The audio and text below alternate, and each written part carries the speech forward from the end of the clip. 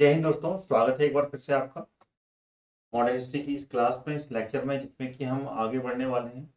यहाँ हमने पिछले लेक्चर में खत्म किया था, उसके आगे से हम इसको कंप्लीट करेंगे, जिसमें कि मैंने प्लासी वॉर कंप्लीट कर लिया था, जिसमें कि हम कंप्लीट करने जा रहे हैं भारत के ब्रिटिश साम्राज्य का। भारत में ब्रिटिश साम्राज्य का जो विस्तार हुआ वो कैसे हुआ, और उसमें किस तरीके से ब्रिटिश एम्पायर को आगे बढ़ने के लिए जो पॉलिसीज बनाई, उस पॉलिसीज में कहाँ तक कैसे आगे बढ़ते हुए ये भारत में अपनी कॉलोनीज डेवलप कर पाए। तो जो टॉपिक है वो बहुत ही ज्यादा इंपॉर्टेंट है आपके एग्जाम्स के पॉइंट ऑफ व्यू से, जिसमें कि प्लासी का वार हम कर जो है, जो प्लासी का युद्ध है 1757 का, वो पिछले लेक्चर में हम कंप्लीट कर चुके हैं, जिसको कि आज थोड़ा सा अपन रिवीजन करेंगे। रिवीजन के बाद में फिर आगे उसके आगे चलते हुए हम इस टॉपिक को कंप्लीट करेंगे, जिसमें कि एक्सपेंशन, जो कि बंगाल में किस तरीके से अंग्रेजों ने, ब्रिटिश ने यहाँ पर अपनी सत्ता कायम की, और किस तरीके से यहाँ पर पॉलिटिकली वो पूरा क्षेत्र अपने कब्जे में ले लिया था। तो बढ़ते हैं आगे, प्लासी के युद्ध से हम चालू करेंगे, थोड़ा सा रिवीजन करेंगे पिछली क्लास का, फिर हम आगे बढ़ेंगे, जिससे कि थोड़ा सा आप वार्म अप हो जाएंगे।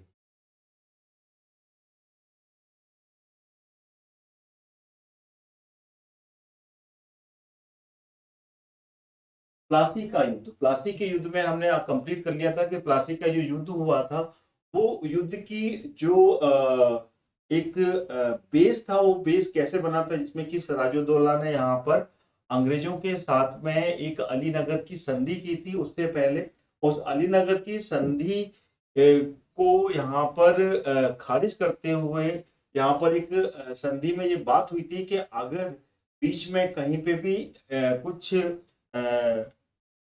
गलत होता है, और उसमें अगर यहाँ पर कुछ साजिश रची जाती है दोनों का, ब्रिटिश की से तरफ से, और सिराजुद्दौला जो कि बंगाल का नवाब होता है, तो यहाँ पर अलीनगर की संधि की का अवहेलना मानी जाएगी, और उस तरीके से यहाँ पर दोनों के बीच में युद्ध यहाँ पर होगा, और दोनों एक दूसरे के साथ में संघर्ष के लिए फिर से तैयार हो सकते हैं। तो सिराजुद्दौला जो कि अलीनगर की संधि से काफी ज्यादा कुंठित था, काफी ज्यादा परेशान था, तो उसने दोबारा से यहाँ पर युद्ध की तैयारी कर ली थी, और युद्ध की तैयारी में यहाँ पर प्लासी का युद्ध इसके सामने आता है। तो प्लासी का युद्ध जो कि 1757 में यहाँ पर होता है, 23 जून को होता है। तो अगर बात की जाए तो 23 जून 1757 को ये युद्ध होता है, और उसके बाद में ही यहाँ पर ये कंक्लूजन निकल के आ जाता है कि ये जो वार है, इस वार में सिराजुद्दौला की हार होती है।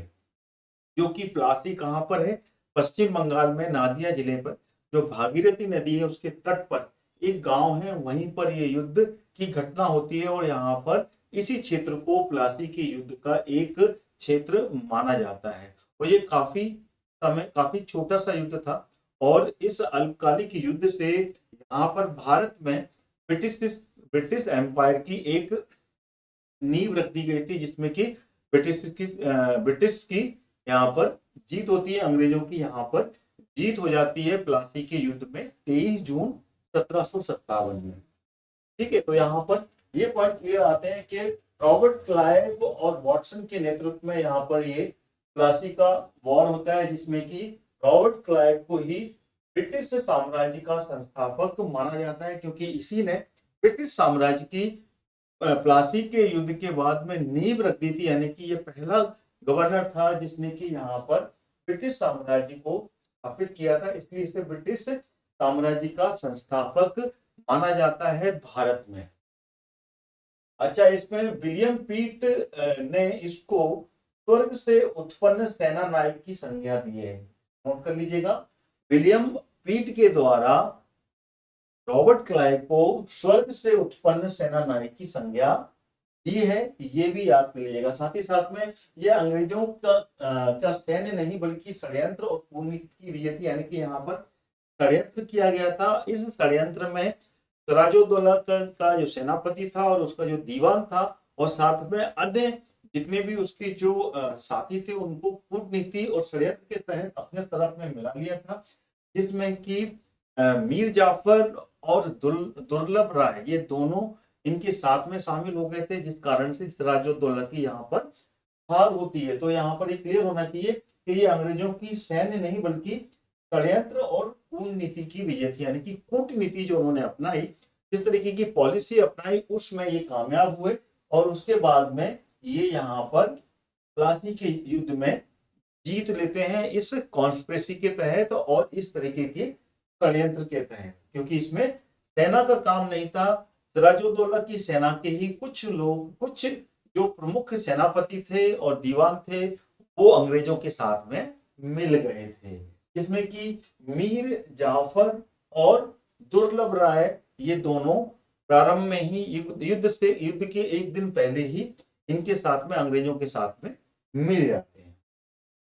तो यहाँ से मीर जाफर जो था उसने यहाँ पर धोखा दिया और सिराजुद्दौला की यहाँ पर मृत्यु हो जाती है, जो कि 23 जून को ही यहाँ पर इसकी मृत्यु होती है। दिन उसके बाद में ये वहां से भाग खड़ा होता है। भाग खड़ा होने के बाद में ये मुर्शिदाबाद चला जाता है, जहाँ पे कि इसका जो पुत्र होता है ये अपने साथी के साथ में मिलकर इसकी हत्या कर देता है और उसके बाद में इस क्षेत्र में अंग्रेजों का कब्जा हो जाता है। अंग्रेज इस युद्ध को जीत जाते हैं और जीतने के बाद में, क्योंकि मीर जाफर सेनापति था उसने और दुर्लभ राय, ये दोनों अंग्रेजों से मिल चुके होते हैं, तो इनको यहाँ पर एक कठपुतली नवाब की तरह जो अंग्रेज हैं, जो ब्रिटिश हैं, वो यहाँ पर इसको नवाब बना देते हैं। किसको? मीर जाफर को।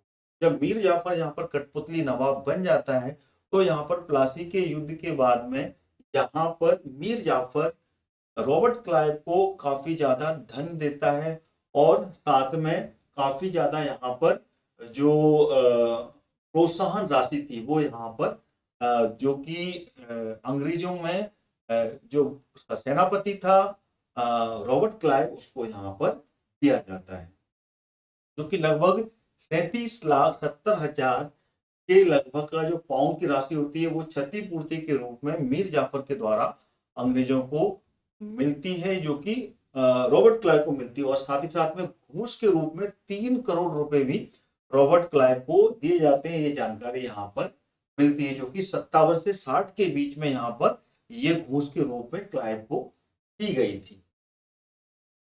और इस युद्ध के का जो परिणाम था, परिणाम के कारण ही बक्सर के युद्ध में अंग्रेजों की युद्ध की पुष्टि हुई, विजय की पुष्टि होती है, क्योंकि यहाँ पर जिस तरीके से सफलता मिलती है उस सफलता के बाद में यहाँ पर युद्ध ने अंग्रेजों की तत्कालिक सैनिक और वाणिज्यिक लाभ प्रदान करने के लिए कंपनी ने बिहार उड़ीसा पर जो राजनीतिक प्रभुत्व स्थापित कर लिया था, उससे यहाँ पर फायदा इसको मिलता है। अब चलते हैं इसके बाद में जो कठपुतली नवाब बनता है मीर जाफर। तो मीर जाफर जो कि 1757 में कठपुतली नवाब की तरह बंगाल में आसीन होता है और 1757 से लेके 1760 तक, 1757 से लेके 1760 तक, 1757 से लेके 1760 तक ये बंगाल का नवाब बना दिया जाता है। और बंगाल का नवाब बनने के बाद में यहाँ पर क्लाइव को एक खुली लूट का मौका मिल जाता है, जो कि बंगाल को खुली रूप में यहाँ पर लूट करता है। और इसी समय में यहाँ पर कंपनी ने नृप निर्माता की भूमिका शुरुआत कर दी थी। नृप निर्माता मतलब किंग मेकर, यानी कि कंपनी यहाँ पर बंगाल में एक किंग मेकर के रूप में सामने आती है। यहाँ पर जो नवाब बनाया जाता है वो कंपनी की तरफ से बनाया जाता है, यानी कि कंपनी यहाँ पर जीत हासिल करती है और मीर जाफर को एक नवाब के रूप में बंगाल में नियुक्त करती है। बंगाल की नवाबी प्राप्त करने के उपलक्ष्य में मीर जाफर ने कंपनी को 24 परगना की जमीन पुरस्कार में दी। क्या किया था? जब मीर जाफर को नवाब बना दिया जाता है तो कंपनी को 24 परगना की जो जमीन है,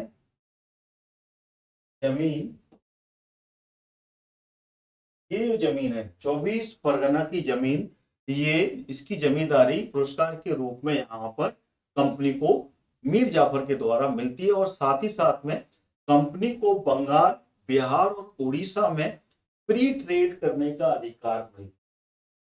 क्या?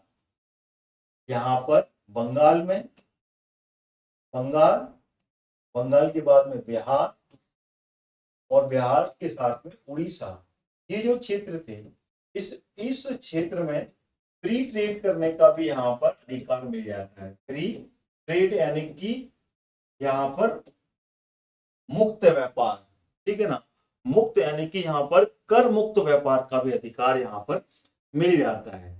मीर जाफर ने अंग्रेजों को उनकी सेवा के बदले यहाँ पर बहुत सारा पुरस्कार भी प्रदान किया था। यानी कि जिस तरीके से अंग्रेजों ने मीर जाफर की जो सेवा की, मीर जाफर को यहाँ पर नवाब बनाया, तो उस कारण से मीर जाफर ने यहाँ पर काफी ज्यादा इनको धन भी दिया था। और इसके बदले यहाँ पे क्लाइव को उसने लगभग 2,34,000 पाउंड व्यक्तिगत यानी कि पर्सनली यहाँ पर एक गिफ्ट के रूप में दिया। साथ में 50 लाख रुपए सेना तथा नाविकों को भी पुरस्कार के रूप में बंगाल के सभी, और साथ ही साथ में बंगाल, यहाँ पे नोट कीजिएगा, बंगाल की जितनी भी फ्रांसीसी बस्तियां थी, ठीक है ना, बंगाल में सभी फ्रांसीसी बस्तियों को जाफर ने अंग्रेजों को सौंप दिया था। यानी कि उस समय जो फ्रांसीसी थे, फ्रांसीसी यहाँ पर हार गए थे, और फ्रांसीसी जब हार गए थे तो फ्रांसीसी हारने के बाद में यहाँ पर जो उनकी कोठियां थी, उनके जो कारखाने थे, उनके जो केंद्र थे, वो सारे के सारे केंद्र मीर जाफर के द्वारा अंग्रेजों को सौंप दिए जाते हैं। तो ये प्रकार से एक बहुत ही कूटनीतिक जीत होती है। फ्रांसीसी बस्तियों को भी यहाँ पर अंग्रेजों को सौंपा जाता है। इसको अंग्रेजों को यहाँ पर मिल जाती है, अंग्रेजों को मिलती है। ये सारे पॉइंट नोट कर लीजिएगा। फ्रांसीसी बस्ती भी मिल जाती है, और साथ में कई तरीके के यहाँ पर रुपयों के रूप में, यहाँ पर पॉन्ड्स के रूप में, यानी कि जो उनकी करेंसी होती है उसमें क्लाइव को यहाँ पर गिफ्ट के रूप में दिए जाते हैं। और साथ में उसकी सेना को भी बहुत सारा यहाँ पर धन पुरस्कार के रूप में मीर जाफर से मिलता है। मीर जाफर के बारे में एक बात ये भी कही जाती है कि उसने अंग्रेजों को इतना अधिक धन दे दिया था, इतना ज्यादा धन वर्षा उन पर कर दी थी कि उसने अपने महल में, जिस महल में वो रहता था, उस महल के सोने चांदी के बर्तन भी उसको बेचने पड़ गए थे। यानी कि इतना ज्यादा वो अय्याज और इतना ज्यादा यहाँ पर उसने धन व्यय कर दिया था अंग्रेजों के ऊपर, क्योंकि उसने अपने महल में जो सोने चांदी के बर्तन थे जिसमें कि वह भोजन किया करता था, वो सारे के सारे सोने चांदी के बर्तन भी उसको बेचने पड़ गए थे जब अंग्रेजों को उसने ये गिफ्ट के रूप में धन देना चालू किया। ठीक है, तो यहाँ पर जो उस समय 24 परगना की जो जागीर क्लाइव को दी गई थी, उसको भी यहाँ पर क्लाइव की जागीर के रूप में जाना जाता है। 24 परगना की जमीन को, परगना की जमीन या फिर जागीर को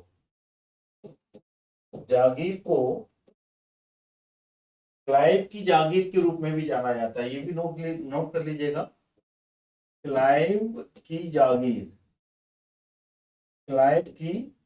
जागीर के रूप में भी जाना जाता है। यानी कि इसको दोनों नाम से जानते हैं। क्वेश्चन बने तो बिल्कुल इसको आपको कंप्लीट करना है कि 24 परगना की जागीर या फिर जमीन को अन्य किस नाम से जाना जाता है, तो ये क्लाइव की जागीर के रूप में भी जाना जाता है। क्लाइव की जागीर के नाम से भी इसको जाना जाता है। आगे चलते हैं। अंग्रेजी सरकार ने खर्चे के प्रति जो दिन प्रतिदिन हो रही बेतहाशा वृद्धि, जितनी, क्योंकि अंग्रेजी सरकार जिस तरीके से यहाँ पर जो अन्न का यहाँ पर व्यय हो रहा था गिफ्ट के रूप में और अन्य मद में, तो उससे जो एक बेतहाशा वृद्धि हो गई थी उसको मीर जाफर वहन नहीं कर पाया था। और यहाँ पर मीर जाफर को इस खर्च को सहन शक्ति इसकी खत्म होती जा रही थी। तो जब सहन शक्ति इसकी खत्म हुई, फिर उसके बाद में इसके पास कोई धन नहीं बचा, तो 1760 में अंग्रेजों ने, जो कि अंग्रेजी किंग मेकर कहे जाते थे, तो अंग्रेजों ने मीर जाफर को हटाकर उसके दामाद मीर कासिम को, ठीक है ना, यहाँ पर सिंहासन पर बिठाया। नोट कर लीजिएगा, 1760 तक मीर जाफर ने यहाँ पर धन की जो अपार व्यय किया अंग्रेजों के ऊपर, उससे कहीं ना कहीं पर यहाँ पर उसका जो खजाना था वो पूरा खाली हो गया था। अन्य मत के कारण अंग्रेजों ने इसको, मीर जाफर को यहाँ से गद्दी से हटाया और उसके स्थान पर उसका जो दामाद था मीर कासिम 1760 में उसको गद्दी पर बैठाता है। और इसमें अन्य कारण ये भी मिलता है कि यहाँ पर मीर जाफर जो कि ये वहन नहीं कर पा रहा था धन, तो 1760 में उसी ने अपने दामाद मीर जाफर के पक्ष में, उसके फेवर में यहाँ पर अपना सिंहासन त्याग दिया था। दोनों चीजें यहाँ पर या पॉइंट में आती हैं, तो दोनों पॉइंट यहाँ पर याद रखिएगा। अंग्रेजों ने भी यहाँ पर ये पॉइंट आता है कि अंग्रेजों ने इसको सिंहासन से, इसको गद्दी से हटाकर, नवाब की गद्दी से हटाकर इसको, इसके दामाद को मीर कासिम को यहाँ पर गद्दी पर, नवाब की गद्दी पर बैठाया था। और दूसरी बात भी यहाँ पर इतिहास से देखने को मिलती है कि यहाँ पर मीर जाफर स्वयं इस गद्दी को त्याग कर अपने दामाद को यहाँ पर गद्दी पर बैठा देता है। तो कालांतर में अगर बात की आगे जाके मीर जाफर के अंग्रेजों के साथ में संबंध बहुत ही ज्यादा खराब हो गए थे। तो इस कारण से अंग्रेजों ने भी यहाँ पर प्रशासनिक कार्यों में यहाँ पर जो उसका एडमिनिस्ट्रेटिव वर्क था, उस सभी में यहाँ पर अंग्रेजों का जो जिस तरीके से हस्तक्षेप बढ़ रहा था और लगातार उसके कार्यों में जो अंग्रेज दखल दे रहे थे, उस कारण से मीर जाफर तंग आ गया था और अंग्रेज भी उसके इस रवैये से काफी ज्यादा खुश नहीं थे। तो इस कारण से अंग्रेजों ने, ब्रिटिश ने मीर जाफर को हटाकर मीर कासिम जो कि उसका दामाद था 1760 में, उसको नवाब की गद्दी पर बिठाते हैं। यहां तक पॉइंट मेरे ख्याल से आपको क्लियर हो गया होगा। आगे चलते हैं, अगला जो पॉइंट है वो है मीर कासिम। अब मीर कासिम जो कि गद्दी पर यहाँ पर बैठता है, तो मीर कासिम जब गद्दी पर बैठता है तो मीर कासिम की पूरी यात्रा हम यहाँ पर देखेंगे। मीर कासिम जब गद्दी पर बैठता है, मीर कासिम की जो समय था वो समय था 1760 में ये अपने ससुर मीर जाफर की जगह पर गद्दी पर आसीन होता है और इसको गद्दी पर बिठाया जाता है अंग्रेजों के द्वारा। और 1760 से लेकर 1763 तक ये गद्दी पर रहता है। ये घटना जो होती है, ये घटना कौन कौन सी है, इसको भी हम अब समझने की कोशिश यहाँ पर करते हैं। चलिए, तो पहला पॉइंट यहाँ पर हम नोट करते हैं। पहला जो पॉइंट है वो है मीर कासिम, जो कि यहाँ पर ये बताया जाता है कि मीर कासिम ही एक ऐसा उत्तराधिकारी के रूप में आता है जो कि अलीवर्दी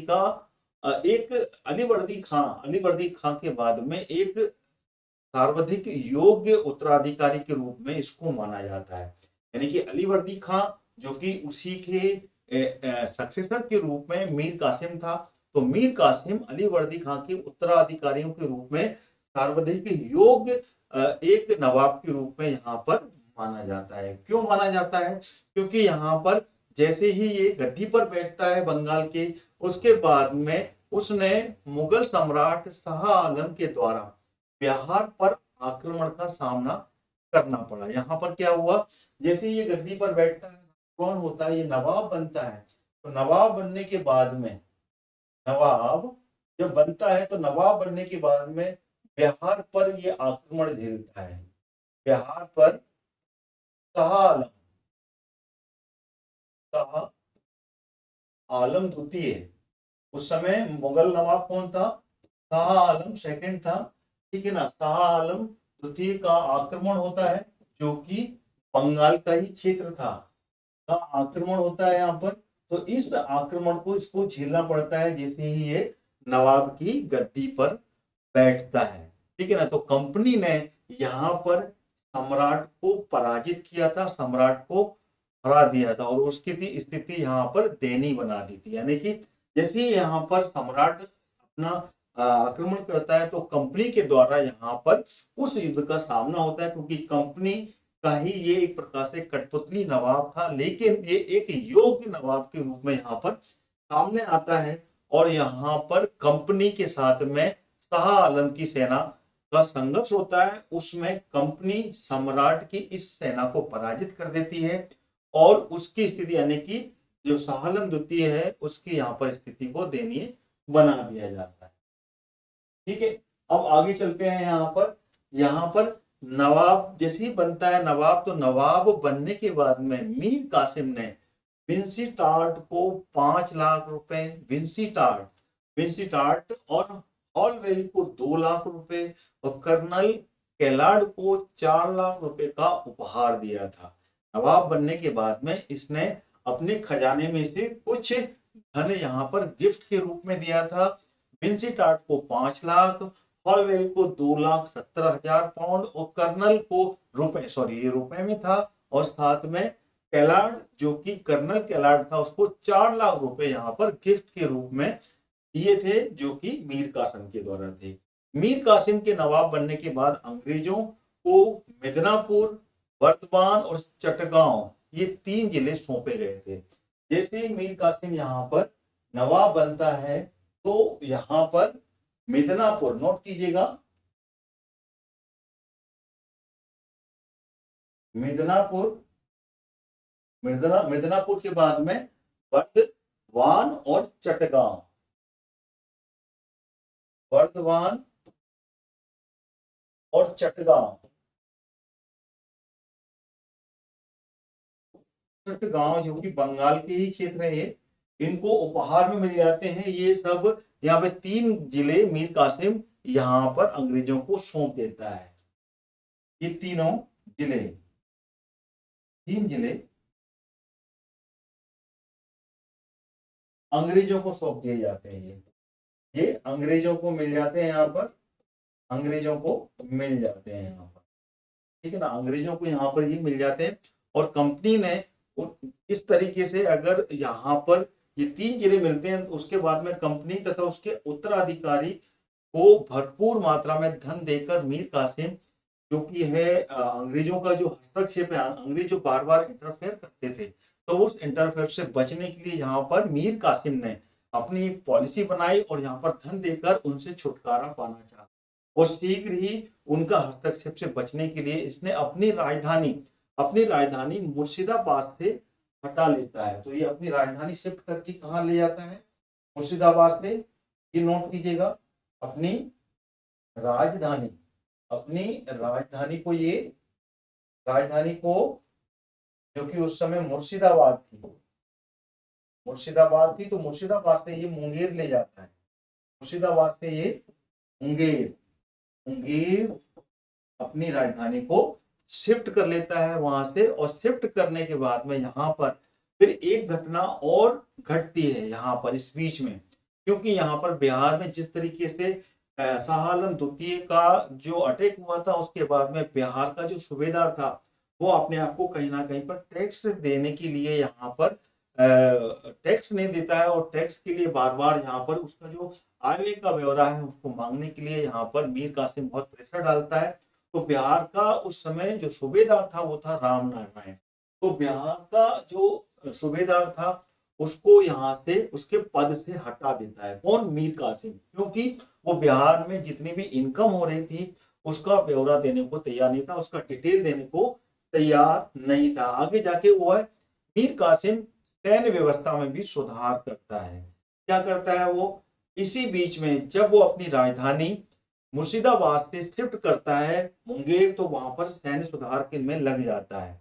और सैन्य सुधार के लिए उसने सैनिकों की संख्या में वृद्धि की और साथ ही साथ में उन सभी सैनिकों को यहाँ पर यूरोपीय जो पैटर्न था उनको ट्रेनिंग देने का, उस तरीके से वो उन सभी सैनिकों को ट्रेन करता है। जब वो अपनी राजधानी मुर्शिदाबाद जो कि अंग्रेजों का यहाँ पे बार बार हस्तक्षेप होता था, तो अंग्रेजों से दूर होके वो मुंगेर ले जाता है, वहां पर सैनिक सुधार करता है और सैनिकों की संख्या में वृद्धि कर वहां पर यूरोपीय पैटर्न से, यूरोपीय ढंग से उनको ट्रेनिंग देता है। इसी के साथ में वो अपने सेना में गुरगिन नामक का एक जो आर्मेनाई था उसको भी यहाँ पर उसने नियंत्रण में रखा था। ठीक है, इतना पॉइंट नोट कीजिएगा। फिर आगे जाके अगर देखा जाए तो इसको अगर हम पीछे चले तो 1717 में जब एक शाही फरमान लगा था, तो उस फरमान के बाद में, ठीक है ना, जो व्यापारिक फरमान था बंगाल का, इसका दुरुपयोग लगातार हो रहा था और उस दुरुपयोग के कारण अंग्रेज यहाँ पर खुली लूट कर रहे थे। खुली लूट से यहाँ पर मीर कासिम ने इसका काफी ज्यादा यहाँ पर इसका विरोध बीच की शुरुआत मीर कासिम के द्वारा हो गई थी। वो मीर कासिम ये सब चीजें देखकर ज्यादा खुश नहीं था। तो यहाँ पर क्या ना, जब उस फरमान का बंगाल में दुरुपयोग देखकर मीर कासिम ने आंतरिक व्यापार पर सभी प्रकार की शुल्कों की वसूली बंद कर दी थी। क्यों? क्योंकि यहाँ पर अंग्रेज तो फ्री ट्रेड कर ही रहे थे। जब अंग्रेज फ्री ट्रेड कर रहे थे तो वहां के जो लोकल व्यापारी थे उनको भारी नुकसान उठाना पड़ रहा था, क्योंकि उनको यहाँ पर कर देना पड़ता था। और कर देने के बाद में यहाँ पर जो वस्तुएं होती थी उनका विनिमय यहाँ पर बहुत महंगा हो जाता था। तो उस महंगाई के कारण अंग्रेज अपना जो जो प्रोडक्ट है उसका सेल कर देते थे, लेकिन इनको काफी नुकसान झेलना पड़ता था। तो इसी कारण से मीर कासिम ने वहां पर जो उनकी जो खुद के लोकल व्यापारी थे, लोकल जो आंतरिक व्यापारी थे, उन सभी से भी यहाँ पर तो शुल्क की वसूली बंद कर दी थी, टैक्सेस की वसूली यहाँ पर बंद कर दी थी। जिस कारण से यहाँ पर जो व्यापार था, व्यापार में यहाँ पर एक इक्वलिटी लाने की उसने कोशिश की थी अपने व्यापार में, क्योंकि यहाँ पर काफी ज्यादा नुकसान देखने को मिल रहा था वहां के लोकल व्यापारियों को, क्योंकि अंग्रेजों ने यहाँ पर फ्री ट्रेड में यहाँ पर अपने प्रोडक्ट को यहाँ पर सेल करना चालू कर दिया। तो 1762 में जब मीर कासिम के द्वारा ये खत्म कर दी गई कौन सी व्यापारी चुंगी और कर लाभ, तो यहाँ पे जो कर का लाभ है अब भारतीयों को भी मिलने लगा था, और इससे भारतीयों का भी जो व्यापार है वो एक अच्छे तरीके से यहाँ पर चलने लगा था। यानी कि यहाँ पर मीर कासिम के द्वारा सैनिक सुधार और आर्थिक सुधार का भी कार्य किया गया था। ठीक है, ये पॉइंट नोट कर लीजिएगा। सैनिक सुधार जिसमें कि जब अपनी राजधानी मुर्शिदाबाद से मुंगेर ले जाता है तो वहां पे अपने सैनिकों की संख्या बढ़ाता है और उनको यूरोपीय पैटर्न पर सैनिक की जो ट्रेनिंग है वो भी देता है। और साथ ही साथ में यहाँ पर 1762 में ये चुंगी थी, जो लोकल व्यापारी चुंगी दिया करते थे उसको खत्म करके उन भारतीयों को भी यहाँ पर लाभ देने का उसने यहाँ पर एक व्यवस्था कर दी थी। पहले जो लाभ था वो 1717 के प्रमाण के द्वारा सिर्फ कंपनी को ही मिलता था यहाँ पर, लेकिन कंपनियों को मिलता था, अन्य व्यापारी इससे नुकसान झेल रहे थे। तो उस पूरे के पूरे जो लाभ को तो उसमें जो चुंगी थी उसको खत्म कर दिया था। तो कंपनी ने नवाब के इस निर्णय पर अपना जो उसको एक विशेष अधिकार उस फरमान के जरिए मिला था, ठीक है ना, उस फरमान के जरिए जो विशेष अधिकार मिला था, जो कि 1717 में फर्रुखशायर ने एक शाही फरमान जारी किया था, उसकी अवहेलना के रूप में ले लिया था कंपनी ने। तो इस अवहेलना के कारण ही मीर कासिम जो उस समय नवाब था उसके साथ में संघर्ष की शुरुआत हो जाती है। ठीक है, तो ये 1762 में जिस तरीके से व्यापारी चुंगी को खत्म किया, खत्म करने के बाद में कंपनी ने उस विशेष अधिकार जो कि एक शाही फरमान के जरिए कंपनी को मिला था, उसकी अवहेलना के रूप में कंपनी ने लिया। और इसका जो परिणाम हुआ वो परिणाम ये हुआ कि मीर कासिम और कंपनी के साथ में यहाँ पर संघर्ष की शुरुआत हो जाती है। 1763 में मीर कासिम को कंपनी ने बर्खास्त कर दिया था। ठीक है, आगे चलते हैं। 1763 में मीर कासिम ने यहाँ पर मीर कासिम को कंपनी ने यहाँ पर नवाब के पद से हटा दिया, क्योंकि कंपनी ने ही मीर कासिम को नवाब बनाया था। और कंपनी ने ही जब इस तरीके की जो उसने चुंगी लोकल व्यापारियों से चुंगी लेना खत्म कर दिया, चुंगी यानी कि कर लेना खत्म कर दिया, वो वसूली लेना खत्म कर दिया, तो उससे उन्होंने उस विशेष अधिकार का अवहेलना, उस फरमान जो शाही फरमान था उसकी अवहेलना के रूप में लिया। और यहाँ से मीर कासिम और अंग्रेजों के साथ में ये संघर्ष की शुरुआत होती है। तो 1763 में मीर कासिम को कंपनी के द्वारा यहाँ पर नवाब के पद से हटा दिया गया। और जब नवाब के पद से हटाया तो दोबारा से उसका जो ससुर था, ससुर कौन था, मीर जाफर, जो कि उस समय था वहां पर, उस मीर जाफर को दोबारा से बंगाल का नवाब बना दिया। ठीक है, दोबारा से बंगाल का नवाब बना दिया जाता है। जहां तक मैंने यहाँ कंप्लीट कर लिया। अभी स्लाइड में लिख लेते कुछ इंपॉर्टेंट पॉइंट जो कि बंगाल की क्रांति के रूप में यहाँ पर देखने को मिलते हैं, जिसमें कि मीर जाफर मीर जाफर से मीर कासिम जब बंगाल का नवाब बनता है तो उस समय विंसी टार्ट ने इसको बंगाल की क्रांति के रूप में लिया है।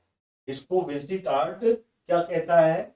बंगाल की क्रांति कहा जाता है। बंगाल में एक रिवोल्यूशन का टाइम माना जाता है यहाँ पे, जो कि बंगाल में जब मीर कासिम यहाँ पर बंगाल का नवाब बने। नोट कर लीजिएगा। अगला पॉइंट जो है, अंग्रेजों ने मीर कासिम पर डचों के साथ में अंग्रेजों के खिलाफ जो षड्यंत्र का आरोप लगाया था, क्योंकि डचों के साथ में ये मिल गया था, तो उस कारण से यहाँ पर जो अगला पॉइंट है वो नोट कर लीजिएगा, इसको हटाया गया था। ये भी एक पॉइंट यहाँ पर देखने को मिलता है। मीर कासिम को मीर जाफर के स्थान पर नवाब बनाया गया था यहाँ पर, क्योंकि ये at the end Mir Jafar जब हनिका यहाँ पर ब्याह होने लगा था तो ये डचों के साथ में भी मिल गया था, और डचों के साथ में मिलने के कारण अंग्रेजों के खिलाफ षड्यंत्र का आरोप लगा। उससे मीर जाफर को हटाकर मीर कासिम को यहाँ पर नवाब बनाया गया था, और मीर कासिम को मीर जाफर के स्थान पर नवाब बनाया। विंसी टार्ट ने इसे बंगाल की क्रांति कहा जब मीर कासिम को यहाँ पर नवाब बनाया गया था। हालांकि इस क्रांति का कहना सही नहीं था, क्योंकि ना तो इसमें किसी प्रकार की प्रशासन में परिवर्तन हुआ था और ना ही इसमें जनता की भागीदारी थी। यहाँ पर कोई क्रांति नहीं थी। विंसी टार्ट ने जो इस बात के बाद में यहाँ पर बात रखी कि यहाँ पर कोई क्रांति ऐसी हुई नहीं थी, क्योंकि यहाँ पर जो प्रशासन था वो अभी भी अंग्रेजों के हाथ में था। ठीक है ना, सिर्फ नवाब बदला था, क्योंकि ये भी एक कठपुतली नवाब की तरह ही यहाँ पर अंग्रेजों ने मीर जाफर की जगह मीर कासिम को बिठाया था। ठीक है ना, इसलिए इसको क्रांति कहना सही नहीं होगा। ठीक है ना, तो ये पॉइंट यहाँ पर आपकी क्लियर हो जाने चाहिए। अब हम आगे बढ़ते हैं। यहाँ तक ये पॉइंट मैंने यहाँ पर स्लाइड से आपके सामने हैं। अब हम चलते हैं 1763 में, जब मीर कासिम की बर्खास्तगी हो जाती है और मीर जाफर को पुनः बंगाल का नवाब बना दिया जाता है, क्योंकि कहीं ना कहीं पे यहाँ पर चुंगियों की जो बात हो रही थी, चुंगी की वसूली यहाँ पर लोकल व्यापारियों पर खत्म कर दी थी, तो उससे यहाँ पर अंग्रेजों ने जिस तरीके से विशेष अधिकार की अवहेलना के रूप में लिया, उस संघर्ष की शुरुआत होती है और इस मीर कासिम को भी यहाँ से हटा दिया जाता है। तो 19 जुलाई 1763 में मीर कासिम ने व एडम्स के नेतृत्व में एक यहाँ पर छोटा सा युद्ध होता है। नोट कीजिएगा, यहाँ पर एक छोटा सा पॉइंट अपन बक्सर के युद्ध से पहले लेंगे।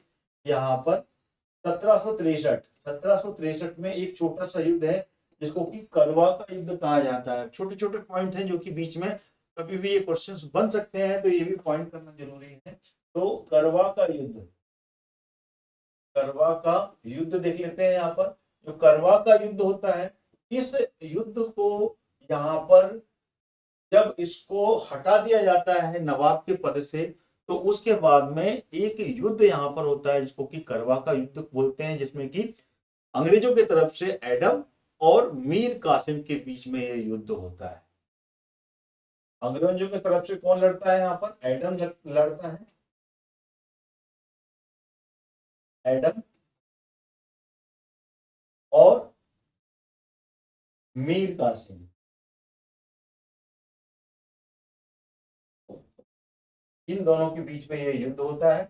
और इस युद्ध का जो परिणाम होता है, वो परिणाम क्या होता है? इसमें मीर कासिम यहाँ पर हार जाता है और युद्ध के बाद में ये यहाँ पर जो एक पृष्ठभूमि रखी जाती है, वो पृष्ठभूमि यहाँ पे बक्सर के युद्ध की पृष्ठभूमि यहाँ पर तैयार हो जाती है। क्योंकि ये युद्ध एक बार नहीं होता है, ये युद्ध लगातार 2 या 3 बार होता है। तो 3 बार युद्ध के बाद में यहाँ पर तीनों बार अंग्रेजों से ये पराजित होता है। ये युद्ध कितने होता है? 3 युद्ध होते हैं। ये 3 युद्ध होते हैं ये, और तीनों युद्ध में मीर कासिम क्या होता है? पराजित होता है। मीर कासिम यहाँ पर हार जाता है। मीर कासिम की यहाँ पर पराजय होती है और मीर कासिम यहाँ पर हार जाता है। परिणाम स्वरूप यहाँ पर करना क्या होता है? यहाँ पर जब तीनों युद्धों में ये हार जाता है मीर कासिम, तो मीर कासिम को यहाँ पर मुंगेर, जो कि इसने राजधानी बनाई थी, मुंगेर छोड़कर ये पटना चला जाता है। पटना में ये शरण ले लेता है। जब पटना में ये शरण ले लेता है, तो अंग्रेजों के द्वारा बार बार पराजित होने के कारण मीर कासिम ने एक सैनिक गठबंधन बनाने की दिशा में प्रयास किया। जब बार बार उसको हार का सामना करना पड़ रहा था, बार बार ये हार सामने मिल रही थी, तो इसने एक डिसीजन लिया कि एक सैनिक गठबंधन बनाया जाए। तो उस तरफ में इसने प्रयास किया। तो सैनिक गठबंधन जो कि आगे जाकर एक बक्सर का युद्ध में आपको देखने को मिलेगा। बक्सर के युद्ध में ये अन्य जो यहाँ पर मुगल थे, मुगल के बाद में जो अवध का नवाब था, तो इनके साथ में मिलकर एक सैनिक गठबंधन बनाता है ये, जो कि मुगल सम्राट शाह आलम द्वितीय, अवध के नवाब शुजा-उद-दौला और मीर कासिम, ये तीनों मिलकर यहाँ पर एक सेना का गठबंधन बनाते हैं। ये तीनों मिला आकर यहाँ पर सेना का गठबंधन बनाते हैं। यहाँ पर ये देखना पड़ रहा है आपको, बिहार में जो बक्सर का युद्ध होता है, जो कि 22 अक्टूबर 1764 को इस युद्ध की पृष्ठभूमि यहाँ पर होती है और युद्ध होता है। तो उसमें संयुक्त सेना जो होती है वो एक गठबंधन सेना के रूप में आती है, जिसमें कि अवध का नवाब था उस समय शुजा-उद-दौला और बंगाल का नवाब मीर कासिम और मुगल जो शासक था उस समय शाह आलम द्वितीय, इन तीनों की संयुक्त सेना का एक गठबंधन यहाँ पर तैयार होता है। उस गठबंधन के साथ में अंग्रेजों के विरुद्ध यहाँ पर ये एक गठबंधन सेना का निर्माण करता है।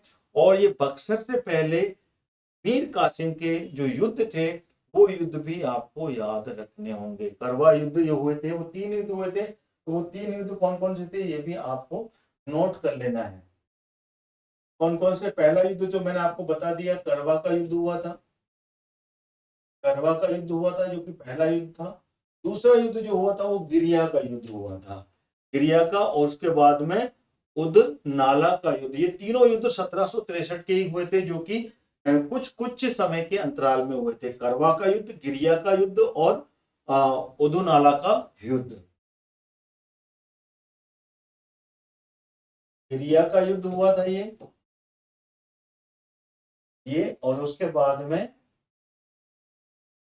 उदुनाला का युद्ध होता है।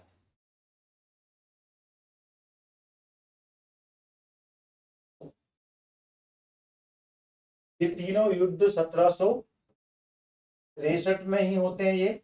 और ये जुलाई से सितंबर के बीच की ये घटना है जब ये युद्ध घटते हैं, ठीक है ना। जिसमें कि तीनों युद्ध में ही लगातार मीर कासिम युद्ध में पराजित होता है। ये 3 युद्ध बक्सर के युद्ध से पहले की घटना, ठीक है ना। युद्ध से पहले जब इसको नवाब के पद से हटा दिया जाता है और नवाब के उसकी जगह पे दोबारा से मीर जाफर को यहाँ पर गद्दी पर बिठाया जाता है, उसके बाद में यहाँ पर ये युद्ध का सामना करना पड़ता है। क्लियर हो गया? यहाँ तक मेरे ख्याल से आपको ये बातें क्लियर हो गई होंगी। अब अपन आगे चलते हैं।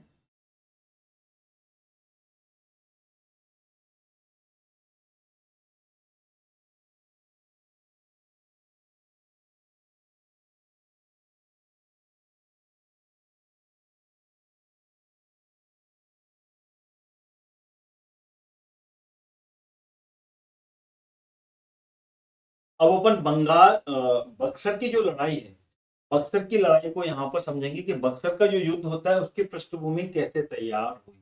मीर जाफर ने अंग्रेजों को सेना के रखरखाव के लिए बर्धमान, मिदनापुर और चटगांव प्रदान किए थे, और साथ ही साथ में बंगाल में उन्हें मुक्त व्यापार का अधिकार भी दिया था। जब 1764 में मीर जाफर अवध के नवाब शुजा-उद-दौला और मुगल सम्राट शाह आलम द्वितीय के साथ में मिलकर बक्सर के नामक स्थान पर अंग्रेजों से युद्ध किया, तो उस युद्ध में क्या हुआ था? उस युद्ध में अंग्रेजों की यहाँ पर विजय होती है। अंग्रेजों की यहाँ पर क्या होती है? विजय होती है। यहाँ पर अंग्रेजों में यहाँ पर जो अंग्रेजी सेना का जो कप्तान था वो था हेक्टर मुनरो। बक्सर के युद्ध में, प्लासी के युद्ध में कौन था? प्लासी के युद्ध में लॉर्ड क्लाइव, ठीक है ना, रॉबर्ट क्लाइव यहाँ पर लीड कर रहा था। लेकिन बक्सर के युद्ध में युद्ध का जो कप्तान था वो था हेक्टर मुनरो, जो कि ईस्ट इंडिया कंपनी की तरफ से यहाँ पर युद्ध लड़ रहा था, ठीक है ना। बक्सर के युद्ध के बाद में बंगाल के गवर्नर लॉर्ड क्लाइव ने अवध के नवाब, यहाँ पर देखिए बहुत अच्छी पॉइंट ध्यान नोट कीजिएगा, ठीक है, के साथ में यहाँ पर संधि की थी, ठीक है।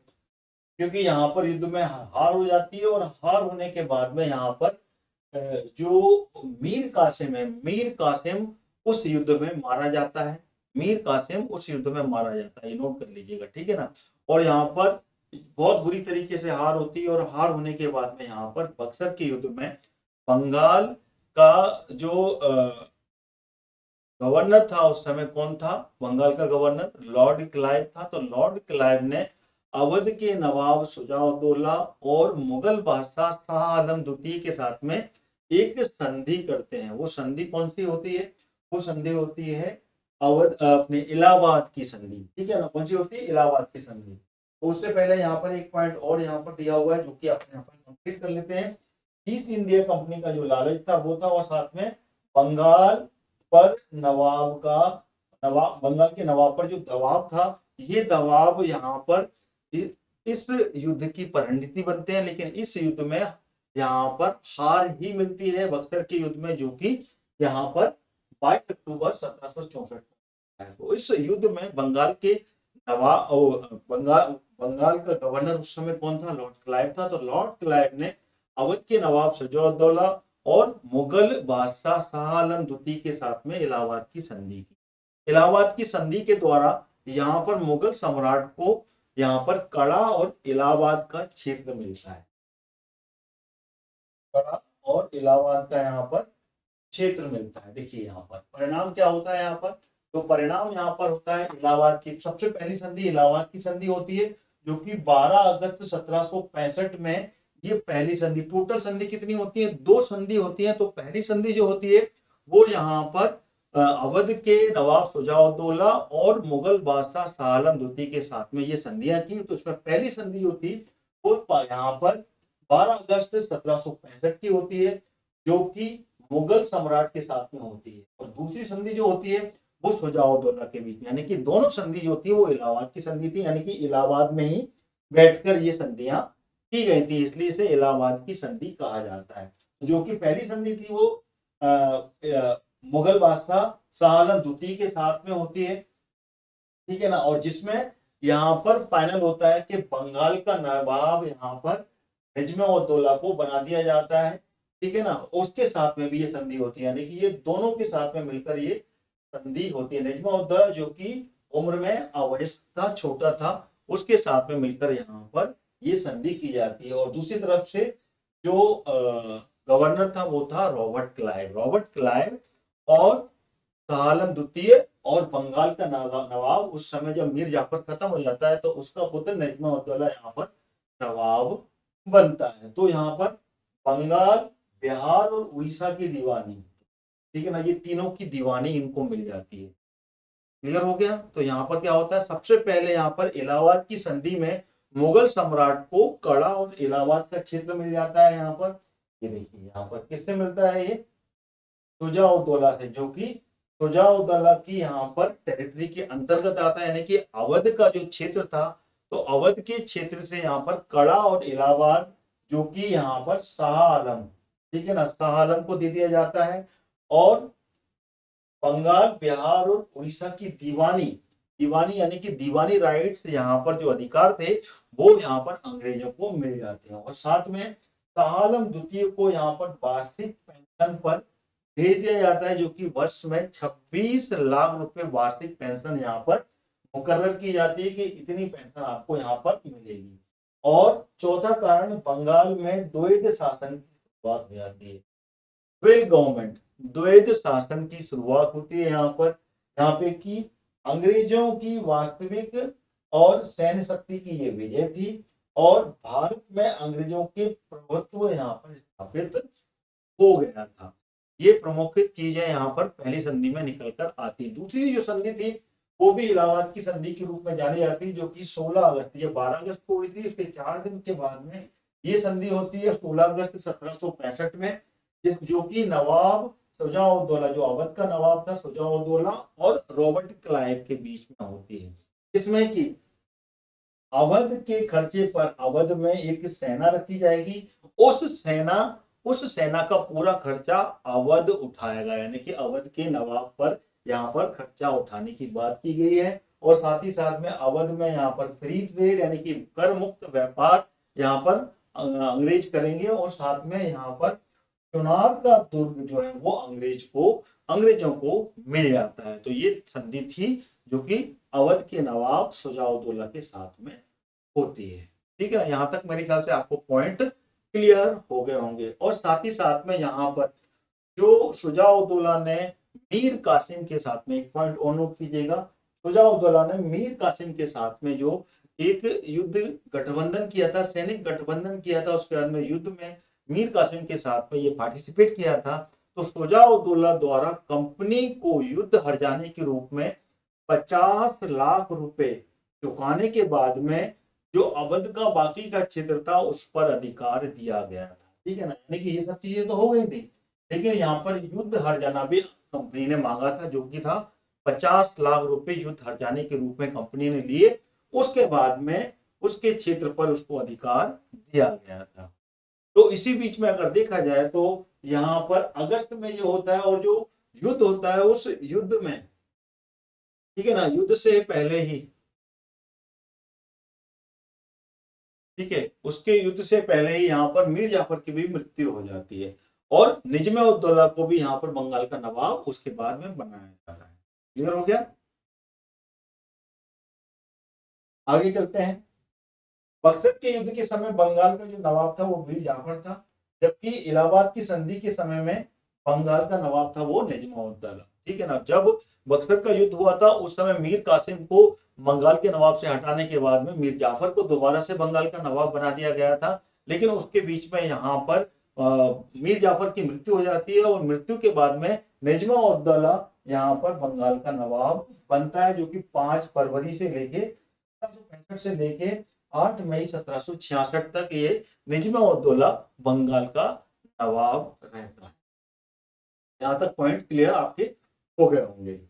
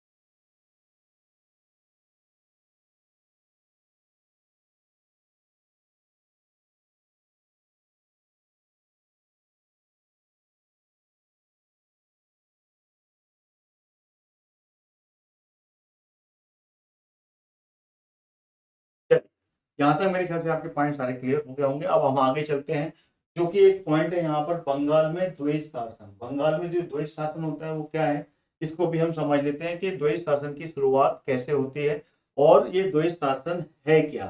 ठीक है ना, क्योंकि द्वैत शासन की जो शुरुआत होती है वो बंगाल में ही शुरू होता है, जो कि रॉबर्ट क्लाइव के समय में शुरू होता है। उसके बाद में ये ड्वेल गवर्न पॉलिसी को आगे भी हम देखेंगे, आगे भी ये देखने को मिलती है अंग्रेजी शासन काल में। जब अंग्रेज आगे पहुंचते हैं तो आगे भी आपको ड्वेल गवर्न पॉलिसी देखने को मिलेगी, लेकिन अभी आप उसको याद रखिएगा, जब आगे मैं पढ़ाऊंगा तो आपको ये पॉइंट्स बिल्कुल देखने को मिलेगा, जिससे कि सारे फैक्ट्स आपको अलग अलग तरीके से यहाँ पर समझ में आ जाएंगे। तो बंगाल में जो द्वैत शासन है वो कैसे होता है तो हम यहाँ पर समझेंगे। बंगाल में द्वैत शासन, बंगाल में जो द्वैत शासन था वो रॉबर्ट क्लाइव के द्वारा मुगल सम्राट शाह आलम से दीवानी प्राप्त करने के बाद में बंगाल में जो भी शासन की व्यवस्था कायम हुई थी उसे द्वैत शासन या फिर ड्वेल गवर्न पॉलिसी के नाम से जाना जाता है। द्वैत शासन में प्रशासनिक जो दायित्व थे वो बंगाल के नवाब के हाथों में था, लेकिन जो राजस्व वसूली का जो एक रिस्पॉन्सिबिलिटी थी, यानी कि राजस्व वसूली का जो अधिकार था वो ब्रिटिश ईस्ट इंडिया कंपनी के पास में आ गया था। लेकिन यहाँ पर जो प्रशासनिक अधिकार थे वो बंगाल के नवाब थे, यानी कि जो प्रशासन का जो कार्य था वो नवाब ने ले लिया था, लेकिन राजस्व यानी कि पैसा, ठीक है ना, राजस्व वसूली का अधिकार यहाँ पर ब्रिटिश ईस्ट इंडिया कंपनी के पास में आ गया था। तो इसी को कहा जाता है द्वैध शासन। 1765 में अगस्त के महीने में स्थापित इस ड्यूअल गवर्नमेंट पॉलिसी के अनुसार जो वित्तीय यानी कि जो कर वसूली का जो अधिकार था वो कंपनी को मिल गया था। ठीक है, क्लियर हो गया। जो यहाँ पर क्लियर आपको समझ में आना चाहिए कि ये ड्यूअल गवर्नमेंट पॉलिसी जो कि 1765 से लेकर 1772 तक ये ड्यूअल गवर्नमेंट पॉलिसी चली, जब तक रॉबर्ट क्लाइव यहाँ पर गवर्नर के पद पे था तब तक ये ड्यूअल गवर्नमेंट पॉलिसी चली। उसके बाद में ये ड्यूअल गवर्नमेंट पॉलिसी को यहाँ से खत्म किया जाता है, जो कि वॉरेन हेस्टिंग के आने के बाद में होती है। ठीक है, इतना पॉइंट अभी याद रखिएगा। तो ये 1765 के अगस्त के महीने में ये ड्यूअल गवर्नमेंट पॉलिसी यहाँ पर व्यवस्था लागू होती है, जिसमें कि वित्तीय अधिकार यानी कि यहाँ पर जो इकोनॉमिकल पावर थी, जिसमें कि टैक्सेस रिकवर यानी टैक्सेस वसूली करने का जो अधिकार था वो कंपनी को मिल गया था। लेकिन यहाँ पर जो प्रशासनिक व्यवस्था थी यानी कि प्रशासन की व्यवस्था जो कि नवाब के हाथों में दे दी गई थी, और जो कर वसूलने की व्यवस्था थी वो कंपनी के हाथ में थी। तो इसी तरीके से इसको दोहरा शासन यानी कि द्वैध शासन का मतलब होता है दोहरे शासन की व्यवस्था। दो तरीके के शासन यहाँ पर लागू हो गए थे, तो इसी को कहा जाता है ड्यूअल गवर्न पॉलिसी। तो यहाँ पर नवाब के हाथों में जो प्रशासन की व्यवस्था थी, ठीक है ना, तो दे दी गई थी। तो ये सबसे बड़ी बात ये थी कि यहाँ पर नवाब और कंपनी दोनों के बीच में अलग अलग स्वतंत्रता थी, यानी कि यहाँ पर नवाब यहाँ पर कर वसूली में इंटरफेयर नहीं कर सकता, और कंपनी यहाँ पर जो प्रशासनिक व्यवस्था थी यहाँ पर इंटरफेयर नहीं कर सकती। दोनों को अलग अलग स्वतंत्रता यहाँ पर एक फ्रीडम दे दी गई थी। 1764 के बक्सर के युद्ध की समाप्ति के बाद में जब इलाहाबाद की संधि हुई थी, जो कि किसके साथ में हुई थी, मुगल सम्राट शाह आलम के साथ में तथा अंग्रेजों के बीच में संधि हुई थी, उस संधि के तहत यहाँ पे कंपनी को 1765 में बंगाल, बिहार और उड़ीसा की दीवानी प्राप्त हुई थी, जो कि मैं आपको पहले ही बता चुका हूँ। और यहीं से इनकी का ड्यूअल गवर्न पॉलिसी की शुरुआत हो जाती है।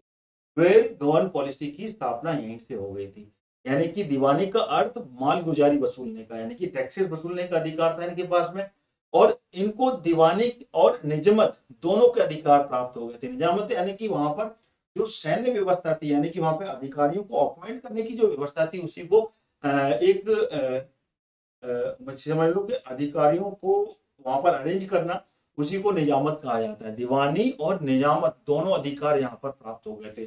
जब दोनों अधिकार प्राप्त करने के बाद में यहाँ पर बंगाल में द्वैध शासन की शुरुआत इन्होंने कर दी थी। द्वैध शासन के जो जनक है वो लियोनार्ड कार्टिस को माना जाता है। उन्होंने एक किताब लिखी थी जिसका नाम था डयार की। डयार की जो किताब थी, और डयार की किताब के जो बुक है उस बुक के राइटर थे लियोनार्ड कार्टिस। ठीक है ना, लियोनार्ड कार्टिस जो कि इस किताब के राइटर थे, उसी को यहाँ पर क्या द्वैध शासन के जनक के रूप में माना जाता है। नोट कर लीजिएगा, द्वैध शासन का जनक जो थे वो लियोनार्ड कार्टिस को माना जाता है, जिन्होंने की एक किताब लिखी थी डयार की, इसलिए इसको डयार की सिस्टम माना जाता है इसी के कारण से, क्योंकि वो किताब का नाम ही डयार की था। ठीक है, इतना क्लियर हो गया होगा। बहुत इंपॉर्टेंट पॉइंट आपके सामने यहाँ पर रख रहा हूं। तो जब कंपनी को दीवानी और निजामत के कार्यों को यहाँ पर भारत जो होता था वो कार्य कंपनी तो करती नहीं थी, ये पूरे के पूरे इसके लिए एक व्यवस्था बनाई गई थी जो कि भारतीयों के हाथ में दी गई थी। यानी कि जो यहाँ पर लोकल भारतीय थे जो कि अंग्रेजों के अंडर में काम करते थे, उनके माध्यम से कंपनी ये पूरी की पूरी कंपनी की दीवानी के यानी कि जो राजस्व वसूली के कार्य थे और निजामत के कार्य थे वो भारतीयों के माध्यम से कराती थी। लेकिन जो उसकी वास्तविक शक्ति थी, जो ओरिजिनल पावर थी, जो रियल पावर थी, वो कंपनी के पास में होती थी। ये था द्वैध शासन। आगे चलते हैं। दीवानी के जो अधिकार प्राप्त हो जाने के बाद कंपनी की स्थिति जो थी वो यहाँ पर एक थोड़ा बहुत यहाँ पर परिवर्तन हुआ था, जिसमें कि दीवानी का जो कार्य था वो माल गुजारी के साथ साथ में आंशिक स्तर पर न्याय करना भी था, यानी कि यहाँ पर एक जजमेंट का भी यहाँ पर पावर मिल गया था, न्याय करने का अधिकार भी मिल गया था, यानी कि कर वसूली भी करते थे और साथ में यहाँ पर जस्टिस करने का भी यहाँ पर एक पावर इनके हाथ में आ गया था। तो उससे क्या हुआ, रॉबर्ट क्लाइव को ने दीवानी का जो भार था वो एक भारतीय के हाथ में दिया था, जिसका नाम था मोहम्मद रजा खान। क्या नाम था? मोहम्मद रजा खान को दीवानी का कार्य दिया था।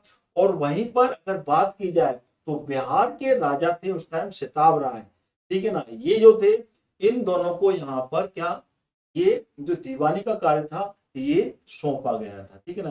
तो प्रमुख दीवानी जो कार्यालय थे उस समय के जो प्रमुख दीवानी कार्यालय थे, जो निजमत और दीवानी के जो कार्य थे, तो दीवानी के कार्यालय दो जगह यहाँ पर बनाए गए थे।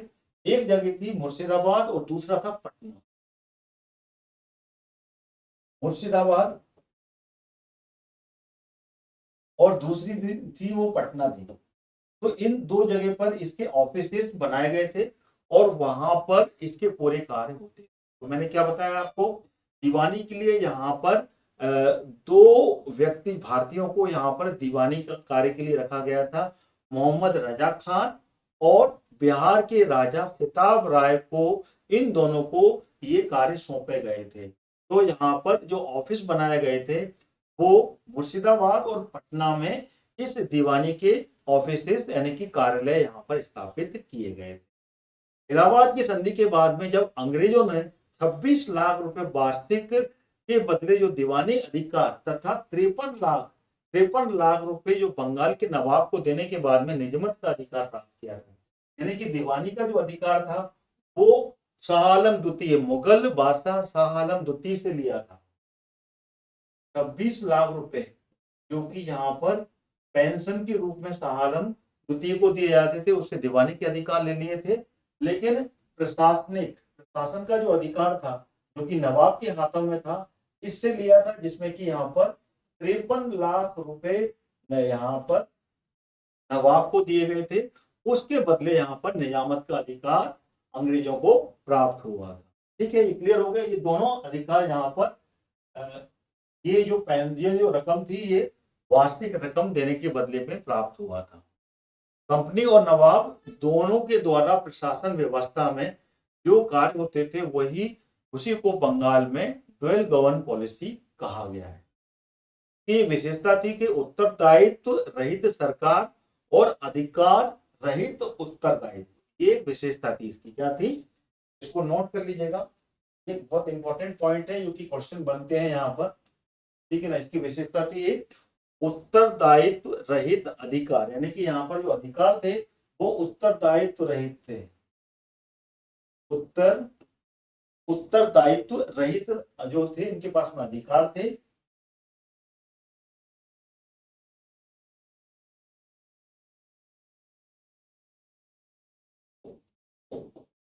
ये विशेषता थी इसकी। और अधिकार रहित उत्तरदायित्व, और अधिकार, इसको मैं समझाऊंगा आपको कि ये है क्या। अधिकार रहित उत्तरदायित्व, ये दोनों जो वो थे,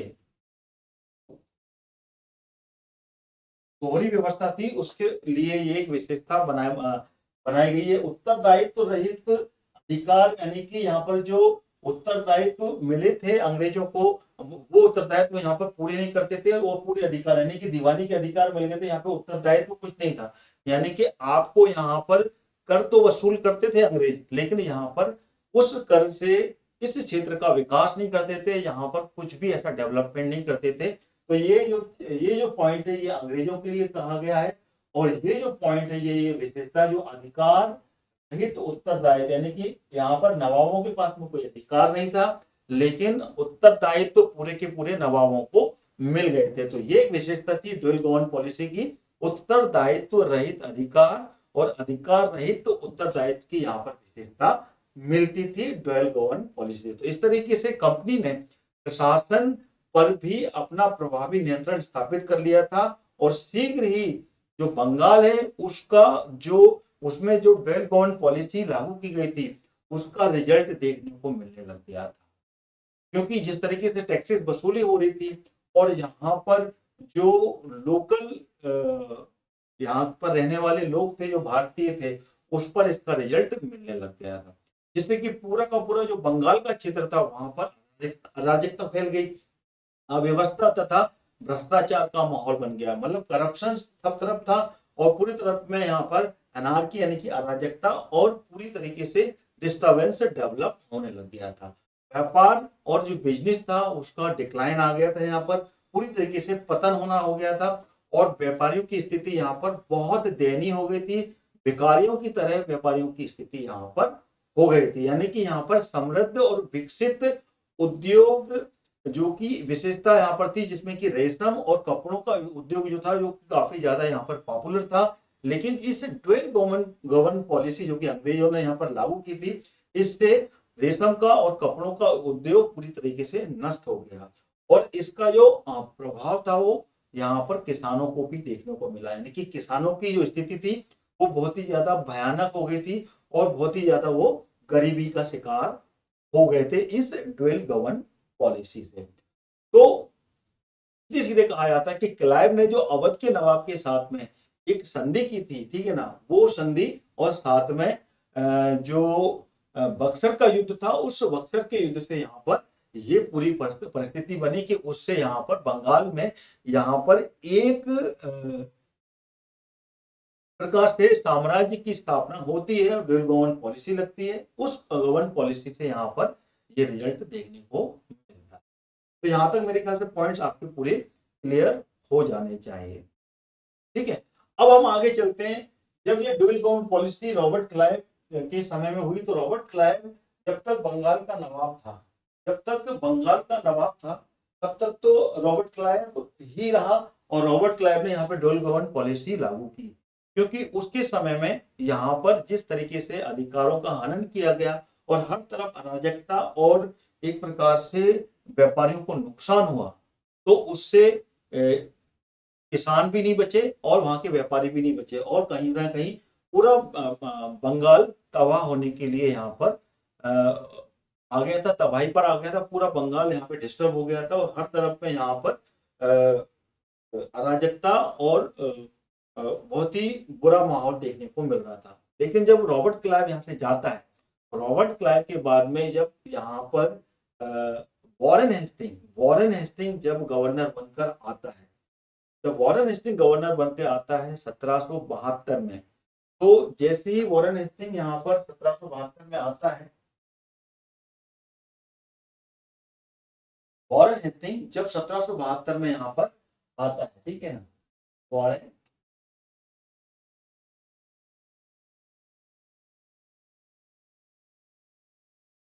वॉरेन हेस्टिंग जब 1772 में आता है, कब आता है ये? 1772 में जब गवर्नर बन के आता है, तो उस समय वॉरेन हेस्टिंग ऐसा था जिसने कि इस दोहरे शासन की व्यवस्था को समाप्त कर दिया था। यानी कि ड्यूअल गवर्न पॉलिसी को समाप्त करने की शुरुआत जो की थी वो वॉरेन हेस्टिंग ने यहाँ पर कर दी थी।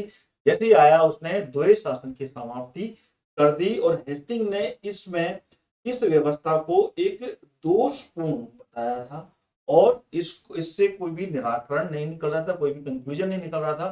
तो यहाँ पर उसको उन सारे दोषों को निराकरण करने के लिए इस व्यवस्था को हटा दिया और इसको हटाने के बाद में यहाँ पर जिस तरीके से बंगाल, बिहार और उड़ीसा के जो उस समय के नायक थे, जो जो वहां पर उनको दीवानी अधिकार, जो दीवानी वसूलने के लिए जो दो अधिकारी यहाँ पर अपॉइंट किए गए थे, एक मोहम्मद रजा खान, दूसरा राजा सिताब राय जो कि पटना का राजा था। इन दोनों को यहाँ से पद से हटा दिया गया। किसने?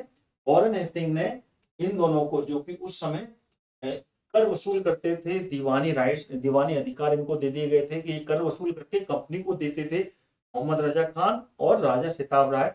तो उनको यहाँ से पद से मुक्त कर दिया गया, वो पद यहाँ से हटा दिया गया, यानी कि पद मुक्त कर दिया गया। अब उसका पूरा का पूरा जो दायित्व था वो दायित्व यहाँ पर सेंट्रली कर दिया गया था, जो कि गवर्नर के पास में आ गया था। यानी कि शासन का संपूर्ण दायित्व अपने हाथों में वॉरेन हेस्टिंग ने ले लिया था। तो हेस्टिंग ने बंगाल के नवाब का जो शासन कार्य था वो पूर्ण तरीके से पूर्ण मुक्त कर दिया। यानी कि उस समय का जो बंगाल का नवाब था वो बंगाल का नवाब भी यहाँ से हटा दिया गया। ठीक है, दीवानी राइट्स भी यहाँ से पूरी की पूरी तरीके दीवानी अधिकारियों को भी यहाँ पे हटा दिया गया। बंगाल के नवाब का शासन कार्य भी यहाँ पे, जो कि जो प्रशासनिक व्यवस्था जो बंगाल के नवाब के हाथ में थी, वो प्रशासनिक व्यवस्था भी वॉरेन हेस्टिंग ने अपने हाथों में ले ली और उसको वहां से उसके कार्यों से पूरी तरीके से मुक्त कर दिया और उसको वहां पर 16 लाख रुपए बंगाल के नवाब को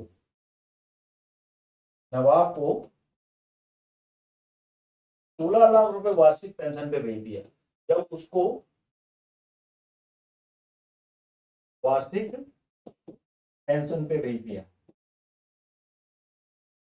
जब उसको नवाब के कार्यों से मुक्त किया तो उसके लिए उसको 16 लाख रुपए वार्षिक पेंशन निश्चित की और उससे उसको पेंशन पे भेज दी।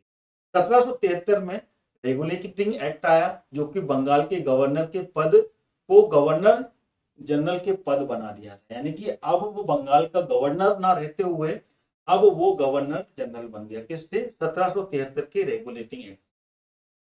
ठीक है, अगला पॉइंट 1773 का 72 में तो ये खत्म हुआ और 73 में जो रेगुलेटिंग एक्ट है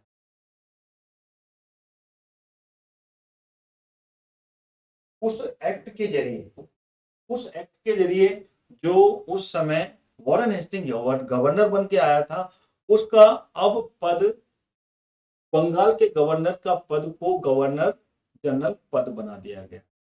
गवर्नर जनरल पद बनते ही जो उस समय की जितनी भी प्रेसिडेंसियां थी जो कि एक इंडिपेंडेंट पावर के साथ में गवर्नर तक काम कर रही थी, तो गवर्नर जनरल पद बनते से ही भारत की सभी प्रेसिडेंसियों का जो शासन था वो पूरा का पूरा शासन का जो कार्यभार था वो वॉरेन हेस्टिंग के हाथ में, आने की उस समय की मुंबई और मद्रास प्रेसिडेंसी जो कि इंडिपेंडेंट थी उसका भी पूरी रिपोर्टिंग अब गवर्नर जनरल के हाथ में थी, यानी कि वॉरेन हेस्टिंग को करनी पड़ी। ठीक है, तो क्लियर हो गया। तो बंगाल का जो पद था, बंगाल का जो गवर्नर था वो गवर्नर जनरल का पद हो गया था और बंगाल को ही अन्य प्रेसिडेंसियां जो कि उस समय जो बम्बई की प्रेसिडेंसी थी और मद्रास की प्रेसिडेंसी थी वो दोनों प्रेसिडेंसी अब वॉरेन हेस्टिंग के अंडर में आ गई थी जो कि गवर्नर जनरल बन गया था 1773 में। वॉरेन हेस्टिंग जो कि पहला गवर्नर जनरल बना था। ठीक है, कौन? वॉरेन हेस्टिंग 1773 में रेगुलेटिंग एक्ट 1773 के रेगुलेटिंग एक्ट के तहत वो पहला गवर्नर जनरल बना। तो इस तरीके से यहाँ पर जो बंगाल में भारत की ब्रिटिश राजनीति का एक केंद्र बना और कंपनी को यहाँ से अपने साम्राज्य की जो विस्तार की यहाँ पर प्रक्रिया यहाँ पर शुरू कर। क्लियर हो गया।